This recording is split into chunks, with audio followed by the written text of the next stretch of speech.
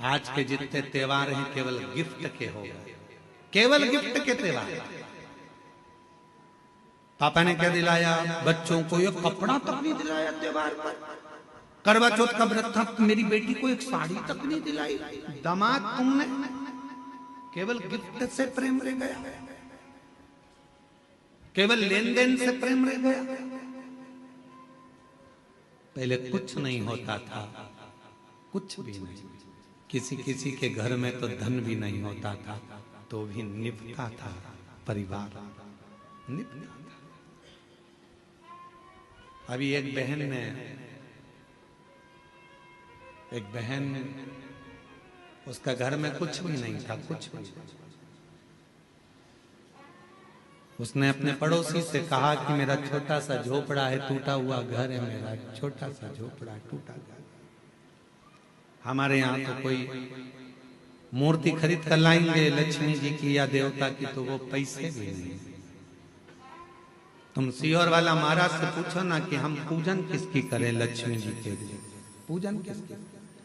उसकी पड़ोसन से उसने कहा, तो पड़ोसन ने फोन लगाया सीहोर कुबरेश्वर धाम।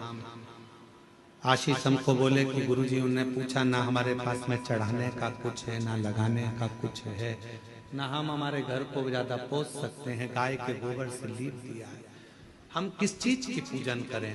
तो हमने आशीष से कहा उनके घर में कुछ नहीं होगा, झाड़ू जरूर होगी, आप उनसे बोल दो दिवाली पर झाड़ू की पूजन कर ले, लक्ष्मी टूट मांग। उस बूढ़ी माँ ने अपने पति के साथ झाड़ू की पूजन कर, उसमें भी तो लक्ष्मी बसती है। ढेर संपदा होगी तो भगवान रीझेगा, ये शिव पुराण कभी नहीं कहते। करोड़ों का धन होगा तो भगवान रीझेगा, ये पुराण नहीं कहते। दूसरे रीझ जाएंगे तुम्हारे करोड़ों के धन के चक्कर। कोई सेठ जी आए, आओ साहब हम तुम्हारी पूजन कराते हैं, आओ साहब हम तुम्हें दर्शन कराते हैं, आओ साहब। क्यों? सेठ जी जाएंगे तो 500 का लिफाफा दे जाएंगे। सेठ जी के पीछे दुनिया फिर सकती है, परमात्मा नहीं। भगवान को सेठ से मतलब नहीं है, वो तो खुद सांवरिया सेठ है। धन से दुनिया खुश हो सकती है, मेरा महादेव कभी धन से खुश नहीं हुआ। मेरा महादेव तो एक लोटा जल और तुम्हारे मन से प्रसन्न होगा। आज पूरी दुनिया हम पर उंगली उठाती है, आज पूरी दुनिया हम पर ताने कसती है, आज पूरी दुनिया हमको गाली देती है। क्यों? क्योंकि सीहोर वाले महाराज ने शंकर जी की पूजन को इतना सरल कर दिया कि दुनिया के लोग कहीं नहीं जाते, केवल एक लोटा जल लेकर शिव जी के पास पहुंच जाते हैं।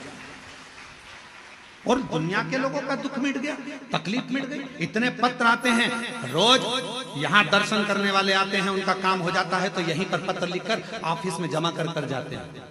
जितने लोग आते हैं, कई लोग आप में से भी ऐसे आए हैं कि वो पत्र लिखकर ऑफिस में दे जाते हैं, भैया हमारा पत्र है, बाबा ने हमारी पूर्ण कर दी, हमारी झोली भर दी। महाराज पढ़े चाहे नहीं पढ़े, ये पत्र ऑफिस में जमा करो, जो कमरा बनेगा उसमें ये पत्र रखाएगा कि मेरे बाबा ने मेरे ऊपर ये कृपा करी है। भैया मैं आई थी, बाबा ने इतनी करुणा करी। पत्र लिखकर लोग ऑफिस में देकर जाते हैं। शिव पूजन को लोग डरते थे, उसको सरल शिव पुराण ने कर दिया, सीहोर वाले महाराज ने नहीं। लोगों ने विचार करा था इतना पूजन में इतना विधान लगता है, इतना धन लगता है, इतनी दौलत लगती है, इतनी संपदा लगती है, और शिव पुराण कहती है पूजन में केवल मन लगता है। इस व्यासपीठ से एक निवेदन करूं आप सबसे, अगर यदि आप लोग अपनाएंगे तो कहना उत्तमता है, नहीं तो व्यर्थ बोलना और व्यर्थ बात को रखना ये तो श्रेष्ठता नहीं है। कर सकते हो क्या आप लोग जो हम बोलने जा रहे हैं? किसी के घर अब शादियों का सीजन चालू होगा, और शादियों के सीजन में शादी जब होती है बड़े बड़े गार्डन में, बड़े बड़े गार्डन हैं, होटल हैं, धर्मशाला हैं, जहां विवाह होता है, जहां से लोग एंट्री करते हैं, अंदर प्रवेश करते हैं, वहीं पर अंदर आने की जगह पर भगवान की मूर्ति आजकल गार्डन वाले फिट कर देते हैं। बोलो सही है कि गलत है?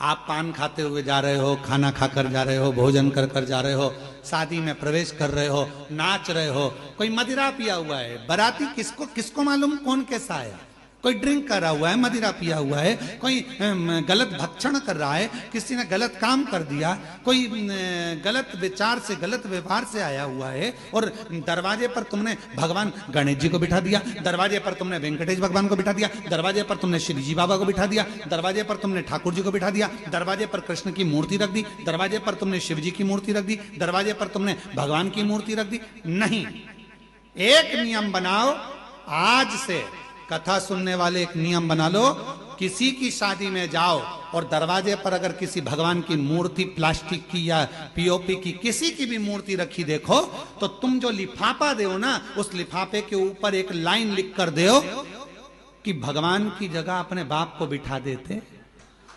परमात्मा को दरवाजे पर तुम्हारी अगवानी करने के लिए बिठाया। यह सनातन धर्म है, यह हिंदू धर्म है, यह श्रेष्ठता नहीं है।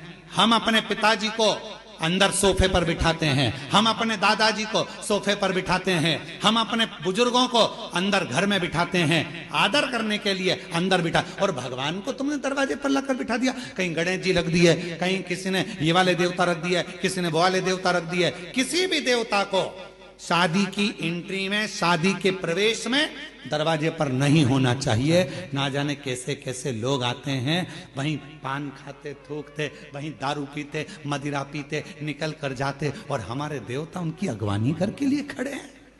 ये कौन सा नहीं, ये ठीक नहीं।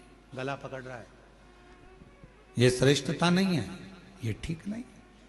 दरवाजे पर कोई देवता नहीं होना चाहिए। लिख दो लिफाफे के अंदर, अंकल जी हम आपकी शादी में आए थे, बेटे की शादी आपने करी, पर हमको अच्छा नहीं लगा, आपने भगवान को दरवाजे पर द्वारपाल बनाकर बिठा दिया, ये हमको ठीक नहीं लगा। जब 25-50 लिफाफों पर ये लिखा रहेगा, तो अगली बार शादी करने वाला सबसे पहले कान पकड़ेगा और भगवान की मूर्ति को दरवाजे पर अगवानी करने के लिए द्वारपाल बनाकर नहीं बिठाएगा। हम सुधरेंगे, जम के बोलो, हम सुधरेंगे, युग सुधरेगा। पहले सुधरना हमें अपन को पड़ेगा। एक नियम, शादियां चालू होगी, 11 के दिन देव उठ जाएंगे, विवाह चालू हो जाएंगे। आप सब जितने आस्था चैनल पर कथा सुन रहे हो, जितने फेसबुक यूट्यूब पर कथा सुन रहे हो, जितने पंडाल में बैठकर कथा सुन रहे हो, बिना संकोच के कोई टेंशन मत लेना कि कोई क्या कहेगा। आग लगे बस्ती में, अपन रहो मस्ती में, क्या किसको रोइए, चादर तान के सोइए। तो अपने को टेंशन लेना नहीं, टेंशन दे के चलो पर लेके मत चलो। अपने को टेंशन नहीं लेना। लिफाफे पे लिख दो सबसे बड़े अक्षर में, आपके घर पर हम आए थे, शादी में होटल में आए, घर पर आए, दरवाजे के बीच में, इधर से लोग निकल रहा है, इधर से लोग निकल रहा है, बीच में तुमने गणेश जी को रख दिया, ये अच्छी बात नहीं। शंकर जी को रख दिया, अच्छी बात नहीं। अयोध्या के राम जी को रख दिया, अच्छी बात नहीं। कृष्ण जी को रख दिया, बाकी बिहारी को रख दिया, ये अच्छी बात नहीं। ये हमें अच्छा नहीं लगा। लिख दो साहब, हमें अच्छा नहीं लगा। ये मूर्ति दरवाजे पर नहीं। अगर रखना ही है तो तुम्हारा दूल्हा दुल्हन का जो स्टेज बने, उस स्टेज के पीछे तुम भगवान को रखो तो तुम्हें आशीर्वाद प्रदान करेंगे, वर देंगे, दरवाजे पर नहीं। थोड़ा सुधार, और यदि थोड़ा सा भी हम अपनी जिंदगी में सुधार लाएंगे, हम अपने जीवन में थोड़ा सा भी सुधार लाएंगे, हम अपनी जिंदगी में थोड़ा सा भी अगर सुधार लेकर आएंगे, तो ये निश्चित है कि हमारा प्रदेश, हमारा देश सुधरेगा जरूर। थोड़ा सा सुधार। आज के जितने त्योहार हैं केवल गिफ्ट के हो गए, केवल गिफ्ट के त्योहार। पापा ने क्या दिलाया बच्चों को? ये कपड़ा तक नहीं दिलाया त्योहार पर। करवा चौथ का व्रत था, मेरी बेटी को एक साड़ी तक नहीं दिलाई। दामाद तुमने केवल गिफ्ट से प्रेम रह गया, केवल लेन देन से प्रेम रह गया। पहले कुछ नहीं होता था, कुछ भी नहीं। किसी किसी के घर में तो धन भी नहीं होता था, तो भी निभता था परिवार, निभता था। अभी एक बहन उसका घर में कुछ भी नहीं था, कुछ भी। उसने अपने पड़ोसी से कहा कि मेरा छोटा सा झोपड़ा है, टूटा हुआ घर है, मेरा छोटा सा झोपड़ा टूटा घर। हमारे यहाँ तो कोई मूर्ति खरीद कर लाएंगे लक्ष्मी जी की या देवता की, तो वो पैसे भी नहीं। तुम सीहोर वाला महाराज से पूछो ना कि हम पूजन किसकी करें, लक्ष्मी जी के पूजन किसकी। उसकी पड़ोसन से उसने कहा तो पड़ोसन ने फोन लगाया सीहोर कुबरेश्वर धाम।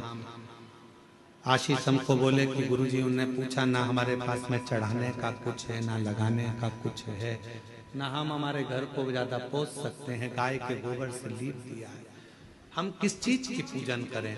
तो हमने आशीष से कहा उनके घर में कुछ नहीं होगा, झाड़ू जरूर होगी, आप उनसे बोल दो दिवाली पर झाड़ू की पूजन कर ले, लक्ष्मी टूट मांग कर। उस बूढ़ी माँ ने अपने पति के साथ झाड़ू की पूजन कर, उसमें भी तो लक्ष्मी बसती है। ढेर संपदा होगी तो भगवान रीझेगा, ये शिव पुराण कभी नहीं कहते। करोड़ों का धन होगा तो भगवान रीझेगा, ये पुराण नहीं कहते। दूसरे रीझ जाएंगे तुम्हारे करोड़ों के धन के चक्कर। कोई सेठ जी आए, आओ साहब हम तुम्हारी पूजन कराते हैं, आओ साहब हम तुम्हें दर्शन कराते हैं, आओ साहब। क्यों? सेठ जी जाएंगे तो 500 का लिफाफा दे जाएंगे। सेठ जी के पीछे दुनिया फिर सकती है, परमात्मा नहीं। भगवान को सेठ से मतलब नहीं है, वो तो खुद सांवरिया सेठ है। धन से दुनिया खुश हो सकती है, मेरा महादेव कभी धन से खुश नहीं हुआ। मेरा महादेव तो एक लोटा जल और तुम्हारे मन से प्रसन्न होगा। आज पूरी दुनिया हम पर उंगली उठाती है, आज पूरी दुनिया हम पर ताने कसती है, आज पूरी दुनिया हमको गाली देती है। क्यों? क्योंकि सीहोर वाले शिवालय का दीपदान हम आप लोगों से भी कहेंगे, कभी एक बार प्रैक्टिकल करो। 1 वर्ष का कोई भिक्षा मांगने वाला भी है ना, बहुत दरिद्रता उसकी जिंदगी में है, बहुत गरीबड़ा है, उसके पास खाने तक के लाले पड़ रहे हैं, तो हम उनसे एक निवेदन करेंगे कि प्रयास करो 1 वर्ष। ये 7 जगह हैं जहां पर कभी एक जगह का नियम बना लो, या तो बेलपत्री के पेड़ के नीचे, या शमी के वृक्ष के नीचे, या पीपल के वृक्ष के नीचे, या आंवले के वृक्ष के नीचे, या बट वृक्ष के नीचे, या शंकर भगवान के शिवालय में, या अपने घर के दरवाजे के बाहर।